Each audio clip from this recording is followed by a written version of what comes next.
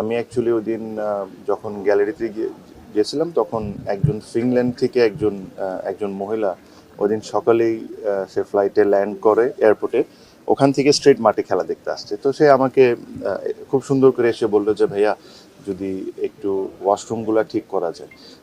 আপনি হয়তো বা শুনে অবাকই হবেন যে স্টেডিয়াম যখন বিল্ড হয়েছিল 2007-এ, তারপরের থেকে আর বাথরুম নিয়ে কোনো রেনোভেশন হয়নি, and this is not right. তো আমি এই কারণে যাওয়ার সময় ওখানে দেখেছিলাম। সো ইন্টারেস্টিংলি ওখানে একজন আমাদের খালাম্মা, আমি যাকে ডাকি খালাম্মা, একজন ছিলেন যেনার দায়িত্ব হলো বাথরুমটাকে পরিষ্কার রাখা, উনি ছিলেন। তো উনি আমাকে একটা কথা বলেছিলেন, যেটা হয়তো অনেকে ভিডিওতে দেখেছেন, যে ভাইয়া আমাদের 300 টাকা করে পাই এই জিনিস পার ডে, এই জিনিসটা যদি আপনি একটু দেখতেন। তো কালকে আমি বিসিবিতে গিয়েছিলাম, বিসিবিতে যে আমি জিজ্ঞেস করলাম যে আমরা যে ক্লিনিং সার্ভিসটা আছে এদেরকে পার পার্সন কত টাকা করে দিই। তখন জেনে অবাকই হলাম যে 650 টাকা করে দিই। তো তখন আমি জিজ্ঞেস করলাম যে 650 টাকা করে দিই, তাহলে এরা 300 টাকা কেন পাচ্ছে? আমি বললাম যে ক্লিনিং সার্ভিসটা টেন্ডারের মাধ্যমে অ্যাওয়ার্ডেড হয়েছে তাকে ডাকে। তো তাকে ডাকলাম, তাকে ডেকে আমি জিজ্ঞেস করলাম যে এটা রিজন কি। তো যে জিনিসগুলো শুনেছি এগুলো আসলে শকিং, খুবই শকিং। মানে এই জিনিসগুলোও যে বিসিবিতে হয় আইডিয়া তো ছিলই, বাট এই লেভেলের হয় এতটা আইডিয়া ছিল না। মজার বিষয়টা হলো বিসিবি নিজস্ব অনেক এমপ্লয়ি আছে, অনেক ক্লিনার আছেন, বাট যখন একটা সিরিজ চলে তখন বিসিবি এরকম থার্ড পার্টির থেকে টেন্ডারের মাধ্যমে ক্লিনিং সার্ভিস থেকে এই সুযোগ সুবিধাটা নেয়। তো যখন এই টেন্ডারটা হয়েছে, একটা কোম্পানি টেন্ডার পেয়েছে, তো নিয়ম কি ওই কোম্পানি লোকজন দিবে।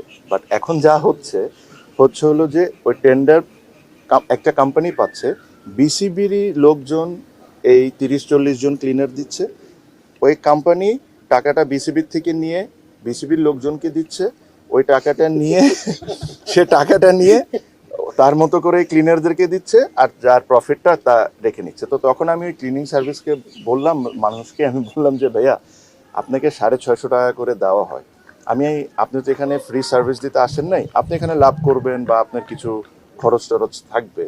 তো আমি ধরলাম যে 650 টাকা থেকে পার পার্সন 150 টাকা আপনি লাভ করতে পারেন, খরচ টরচ থাকতে পারে।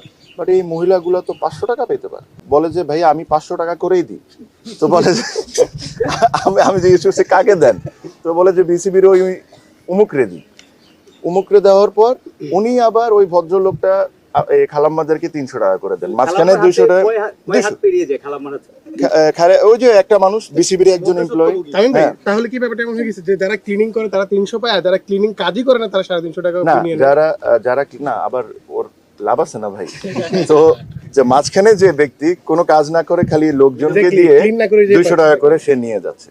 তো তাকে আমি ডেকে কালকে বললাম যে আজকে থেকে যদি চান যে আমি এই টেন্ডারকে বা এই কন্ট্রাক্টকে অনার করি, তাহলে আপনারা আজকে থেকে লোক দিবেন, যেটা আপনাদের দেওয়ার কথা। আপনারা লোক দিয়ে আপনারা এই প্রত্যেকটা ক্লিনার, যে খালাম্মা থাকতে পারে, এখন অনেকেই পুরুষ মানুষও হতে পারে, এদের নিজস্ব ব্যাংক অ্যাকাউন্ট হইতে হবে। এরা প্রত্যেকটা টাকা ট্রান্সফার হয়েছে এটার প্রমাণ সহ আপনি ফাইন্যান্সে সাবমিট করবেন, তারপরে আমি আপনাকে বিলটা ছাড়বো।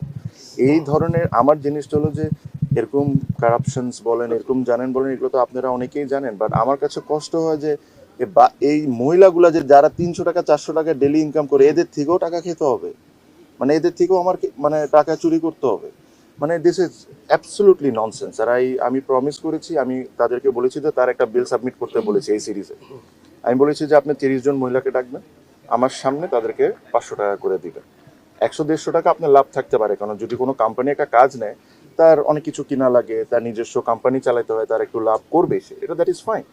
বাট যে ট্রিটমেন্ট আপনি এই মহিলাগুলোকে করেছেন ওগুলো আমার সামনে আপনি ডেকে সবার সামনে দিবেন। তারপর থেকে যদি আপনারা চান তাহলে আমি কন্ট্রাক্ট অনার করতে পারি, নাহলে ভাই আমি আপনাকে কন্ট্রাক্ট তো ক্যান্সেল করবোই করবো, আপনাকে ব্ল্যাক লিস্ট করে দিব যে ভবিষ্যতে কোনোদিন আপনি বিসিবিতে কাজ না করতে পারেন। এটা তো হইতে দিব না ভাইয়া। আর দ্বিতীয় কথা হলো উনি হলো থার্ড পার্টি থেকে ফোর্থ পার্টি, থার্ড পার্টি তো দেওয়ার কথা, দিচ্ছে হলো ফোর্থ পার্টি, যেটার বিষয়ে আমরা কিছুই জানি না, উইচ ইজ ভেরি